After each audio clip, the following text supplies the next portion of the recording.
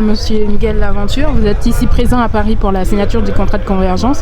Alors pouvez-vous nous dire qu'est-ce que ça va apporter justement ces contrats de convergence à la Martinique?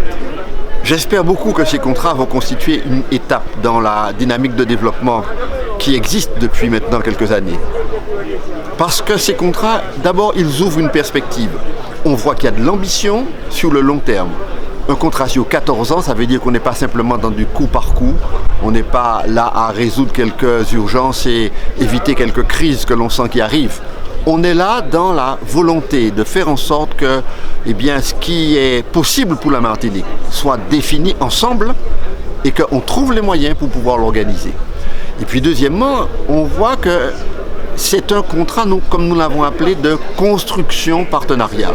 Ça veut dire qu'on est d'accord sur les objectifs, on se met d'accord sur les moyens, chacun identifie ce qu'il est en capacité de pouvoir mobiliser, et à partir de ce moment-là, on fait tout pour qu'on tienne les objectifs dans le calendrier qu'on a prévu.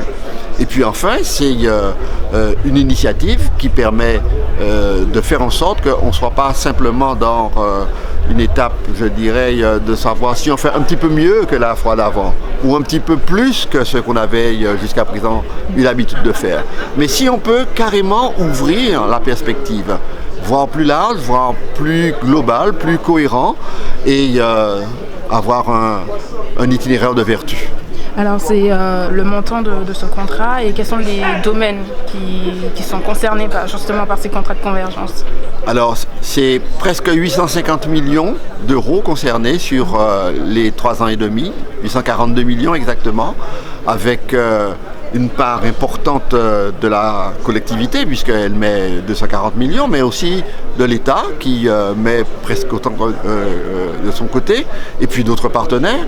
Et les domaines sont extrêmement variés parce qu'ils concernent les possibilités pour les individus d'avoir un mieux-être en termes de formation, d'éducation, accès à la culture, au sport, à la santé, la solidarité, mais aussi des domaines, je dirais, de la vitalité de l'ensemble de la collectivité en termes de développement économique, avec des filières porteuses, bien sûr le numérique, le tourisme, l'agro-transformation, parce que notre agriculture, il faut qu'elle prospère, mais à partir de là, on peut la transformer, l'économie bleue, tout ce qui concerne la question des risques majeurs, l'équipement, l'infrastructure, et puis enfin, le domaine de rendre notre pays encore plus attractif, plus séduisant, l'attractivité du quotidien, mais l'attractivité également pour ceux qui viennent de l'extérieur et faire en sorte qu'on ait un territoire qui soit un territoire dont on a envie, je dirais, qu'il se développe et qui garde ses habitants et qu'on puisse ainsi inverser les tendances démographiques actuelles que nous constatons.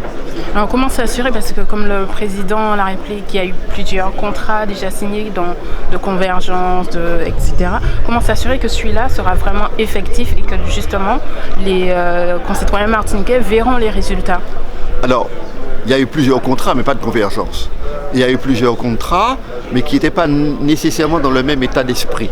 Et donc, ce que j'espère, c'est que ce contrat qui constitue une nouvelle génération, je dirais, de ce qui est proposé, permette l'implication d'un plus grand nombre d'acteurs. Normalement, tous ont leur place dans cette dynamique-là. Et surtout, que les rendez-vous qui sont fixés, à la fois de mobilisation des moyens, mais également d'évaluation, c'est-à-dire constater que les résultats sont, ceux qu'on attendait, et bien que tout cela puisse s'organiser avec un sens de la responsabilité qui fait que chacun prenne sa part dans l'effort, mais que chacun puisse évaluer et apprécier les résultats atteints. Merci beaucoup.